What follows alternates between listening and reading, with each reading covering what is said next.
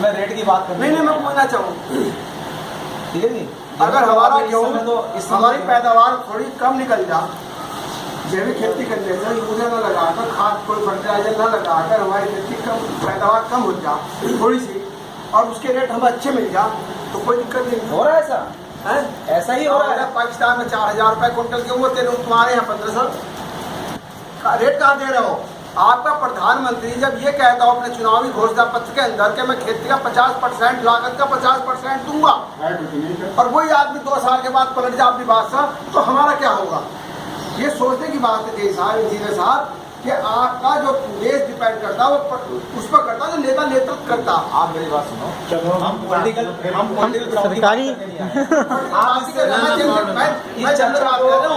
इस चर्चा को आप हमें सपोर्ट करो, हम आपको सपोर्ट करो। देखो इस चर्चा को आपने पॉलिटिकल मोड़ दे दिया, तो मेरी आपसे रिक्वेस्ट है कि आप इसको पॉलिटिकल वे में ना लेके जाए। हम तो आपको एक अवेयरनेस कराने आए हैं, हमारे पास कुछ ऐसे प्रोडक्ट हैं उसकी अवेयरनेस कराने आए हैं, आपको अच्छा लगता है तो आप करना, ठीक है नहीं है? आप समझते हो कि जैविक खेती करना आपके परिवार और देश के हित में है, देश के लोगों के हित में है, तो आप सोचना इसके बारे में, ठीक है नहीं है? सोचते जाएगा। देखो किसी समय यूरिया आया था, लोगों ने पहले लोग डरते थे यूरिया डालते हुए कि क्यों डाले, पता नहीं क्या है, लेकिन लोगों की उपज अच्छी आई उससे, लेकिन उसके साइड इफेक्ट क्या हुए, खेत खराब होते चले गए। आज जहाँ पे दो किलो यूरिया डालते थे, आज कट्टे के कट्टे डालने पड़ रहे हैं, और पता नहीं क्या क्या डालना पड़ रहा है।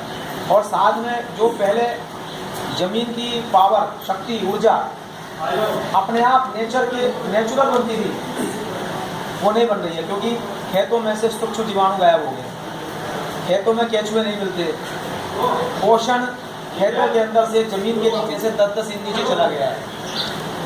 पोषण का मतलब क्या है कि ऊर्जा के भंडार हैं, हम सब कुछ जमीन को केमिकल के रूप में दे रहे हैं। तो कहने का मतलब ये है, मैं तो केवल एक आपको अवेयरनेस कराने के लिए आया हूँ। अब स्टेट गवर्नमेंट उसके लिए क्या कर रही है?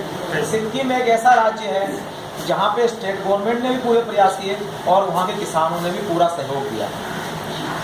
वहाँ पे गवर्नमेंट ने बैन लगाया हुआ है यूरिया पे, DAP पे, जिसको आप डाई बोलते हैं। वहाँ पे कोई भी पेस्टिसाइड, इस तरह कोई भी केमिकल चीज़ वहाँ ना बिकती है ना ले जाई जाती है, और पूरे विश्व में उस राज्य की ब्रांडिंग होती है। ब्रांडिंग का मतलब है कि लोगों को ये पता है